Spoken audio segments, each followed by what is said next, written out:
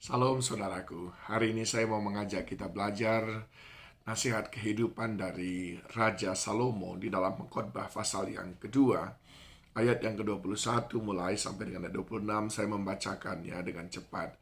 Sebab kalau ada orang berlelah-lelah dengan hikmat, pengetahuan, dan kecakapan, maka ia harus meninggalkan bahagiannya kepada orang yang tidak berlelah-lelah untuk itu. Ini pun kesia-siaan dan kemalangan yang besar.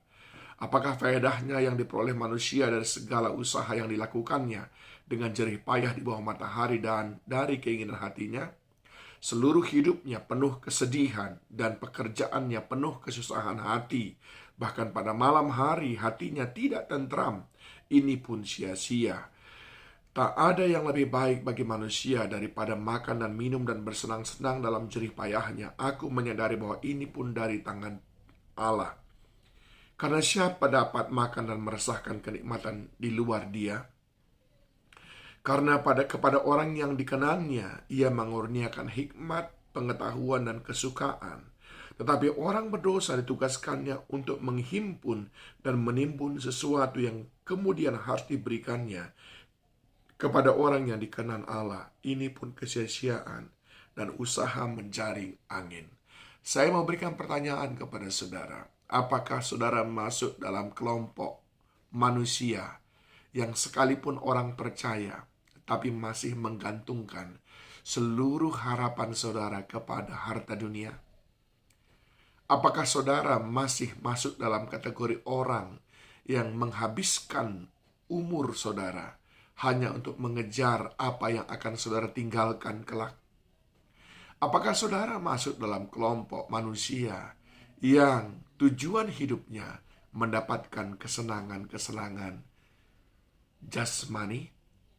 Kalau itu yang masih kita lakukan, kalau itu yang masih menjadi fokus hidup kita, maka pengkhotbah berkata, ada 3 hal yang perlu kita sadari sudah ada dalam diri kita, yaitu kita hidup dalam kesia-siaan, kita hidup dalam kemalangan, dan kita hidup dalam usaha menjaring angin. Ingat, orang yang mengejar itu semuanya, mereka sudah menyanyiakan hidupnya. Hidup mereka sangat malang, dan mereka melakukan usaha menjaring angin. Sebab itu semuanya tidak akan pernah membuat kita bahagia dan puas atas hidup kita. Kita pengkhotbah mengatakan, ada 3 hal yang memenuhi kehidupan manusia seperti itu.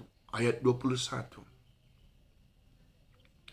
Sebab kalau ada orang berlelah-lelah dengan hikmat, pengetahuan, dan kecakapan, maka ia harus meninggalkan bahagiannya kepada orang yang tidak berlelah-lelah untuk itu. Ini pun kesia-siaan dan kemalangan yang besar. Perhatikan baik-baik.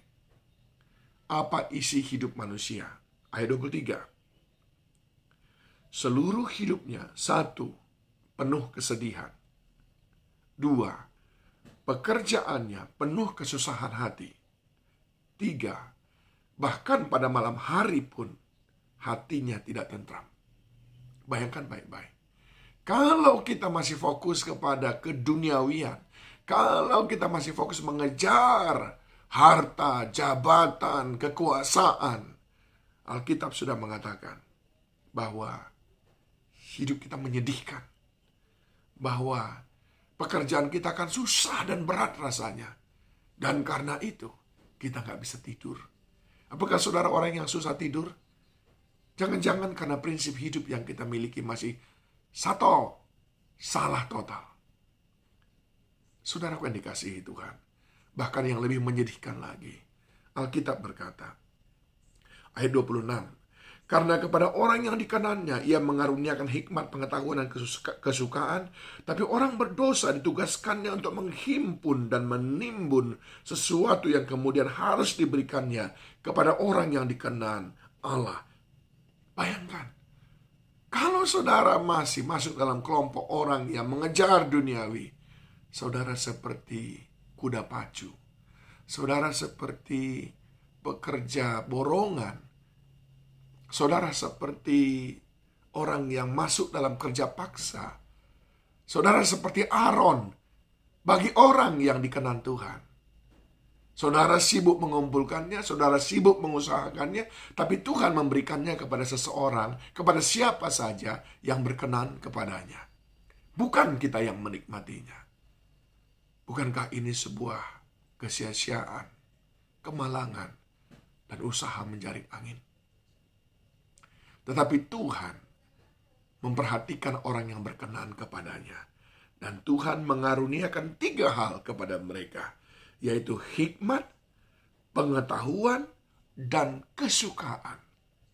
Orang yang berkenan kepada Tuhan, Tuhan memberikan kepadanya hikmat untuk tidak menyia-nyiakan hidup ini dengan hal-hal yang tidak berguna.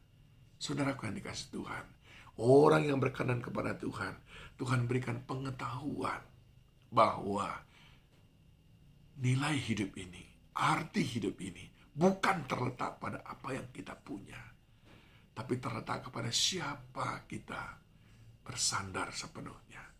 Dan orang yang berkenan kepada Tuhan, Tuhan akan izinkan mengalami kesukaan, sukacita, kebahagiaan, bukan kesedihan, kemalangan, kesia-siaan, kelelahan.